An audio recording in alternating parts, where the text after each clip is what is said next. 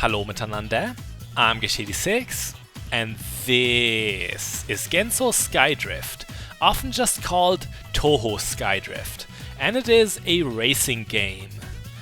It might be the first Touhou-themed fundraiser ever made. I have heard of some over the years, but they've been either openly cancelled or silently discontinued in their development. We're going to do some exhibition races against 6 computer players. There are 14 characters to choose from. Some of them are locked off before you finish campaign mode, but I have already done so. Our choice won't surprise those of you who know me a little. It is Team Scarlet. And the course we are going to start with is an easy one, but nonetheless among my favorites, the Bamboo Forest. So what are we seeing here? Yes, this game is indeed about air surfing on people. That is why we chose 2 characters, a rider and a board. Already, Touhou Skydrift wins you over with its premise. It is about girls climbing on top of other girls so that they can ride them, and who wouldn't want to very closely observe that, let alone become part of the action? I called this game a fundraiser before. That's not meant to review it outright, no. It is only the name of its subgenre. It already has a far too silly setting to be considered an earnest sports simulation, and it also has some more or less fantastical gimmicks, like magical acceleration rings. On top of that, it also possesses an item system, as the majority of the popular fundraisers tend to have it. The most popular ones being, of course, Mario Kart, and also Mario Kart. Let me think of another one, Mario Kart. But in all seriousness, I heard Touhou Skydrift also took a lot of inspiration from Sonic Riders. We are not doing so well right now, last place. But this also means an advantage for us. We are gaining the most spell energy. The energy system works as follows. You decide with the press of a button when you want to roll for an item, and the more energy you can expend for this, the better the item will be. We just rolled with a maximum of 3 full bars, so we got our character-specific special. In Remilia's case, that was her Gungnir, which impaled everyone on the field. Level 2 items are, for example, Erin's medicine, which we just chucked down. It is basically a Starman. We are already on the final lap of the Bamboo Forest. The defining trait of this course, by the way, is that there are forks in the road. The path we just chose suddenly got us into first place, as it's slightly shorter and easier than the other. There are 3 such forks on this track. You might want to experiment with them, see which route works best for you. It's really cool, and one of the reasons why I enjoy this course so much. Another one being the awesome rearrange of Erin's theme. I already like that one a lot in its original form. We got knocked around by like a million different things, but still finished first. All's well that ends well. Before we go on to the next race, let us go back to the character select and pick a different duo this time. I highly doubt Remilia will mind if Sanae climbs on top of her servant for once and gives Sakuya a wild ride. Nah, I couldn't imagine. We'll be racing on the Palanquin ship this time, a noticeably longer track with much trickier turns. Shouldn't be too hard to handle with our set of characters though. Sakuya is easy enough to control, very suitable for beginners, and Sanae is also still very moderate in her stats. Yup, each character is strong in different areas. Very important to know here. The majority of stats, like acceleration and top speed, are taken from the character who serves as the board, not the rider who has the much bigger portrait on the left side, just to confuse you. There is a button to switch positions, by the way, and we've seen that happen a few times already. Switching characters takes away half an energy bar, so it's not too expensive overall. It can also be very strategic at times. For example, if you know that a long straight is coming up, you can have the character with the higher top speed become the board.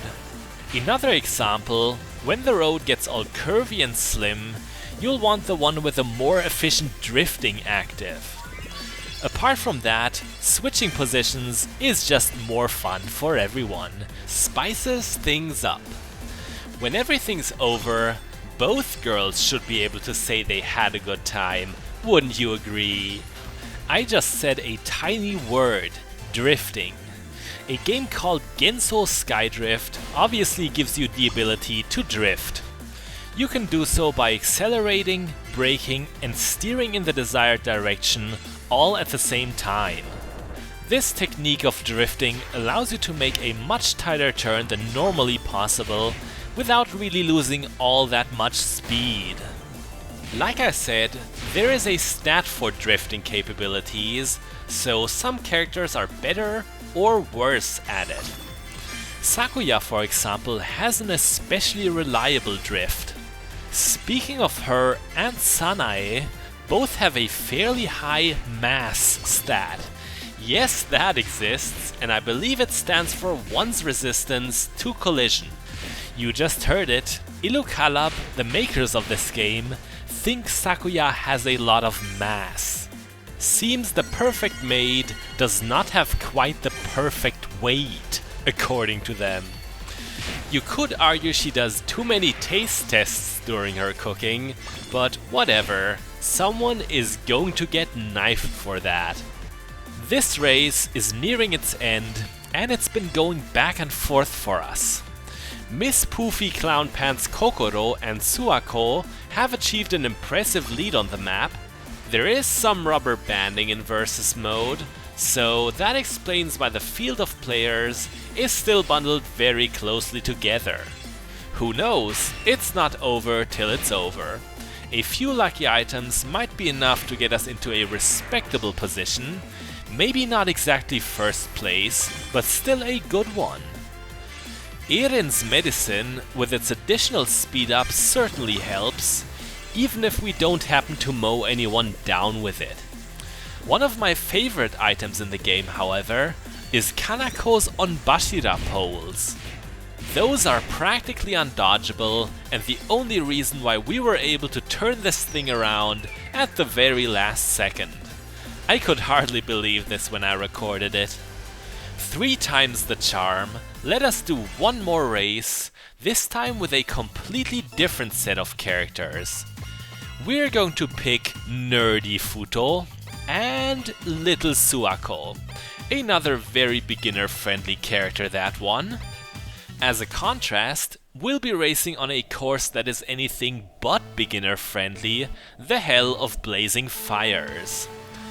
This one has many difficult U-turns on it, and more importantly, you can fall off the track straight into the lava. There is no outright dying in this game, that would be grim, but respawning costs valuable time. I know of a small shortcut coming up. If you have a booster item at hand, you can jump directly onto the second floor of the spiraling tower, skipping a not so insubstantial distance. Feels a little like cheating, but I don't think it is. I'm pretty sure it's known and intended. Now I want to say a few more words on the developer, IlluCalab. Would you believe that this game might not be the craziest, most ridiculous one they've ever made? It is because they are also responsible for Taco Man in Kosatsu World, an action platformer closest to Mega Man Zero in style. That game is a very bizarre parody of Touhou. Its main character is a more androgynous Yukari without any arms. That's okay, as your main form of attack is just kicking your enemies. There's also Iku with the body of a shrimp in that game.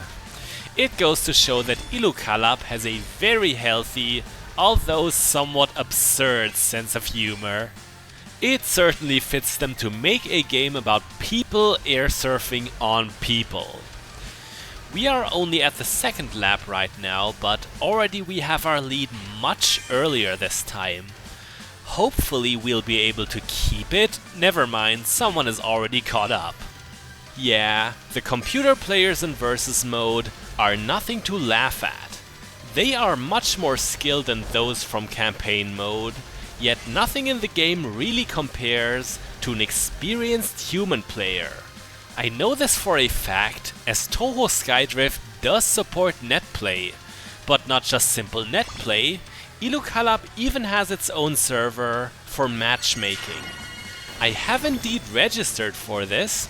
It wasn't easy because of all the Japanese text, but a friend of mine helped me get through it. So yeah, I have actually challenged random real people in this game before.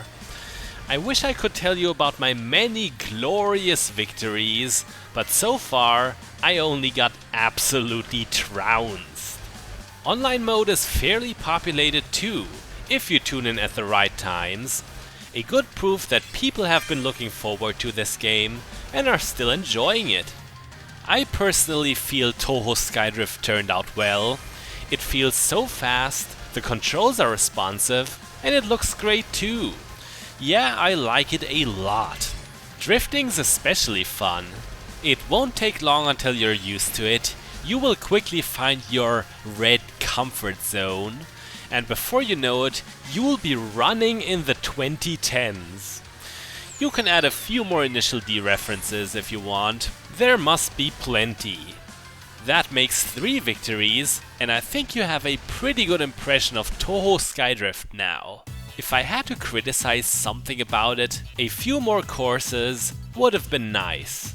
I believe there are only 10, not many compared to the benchmark.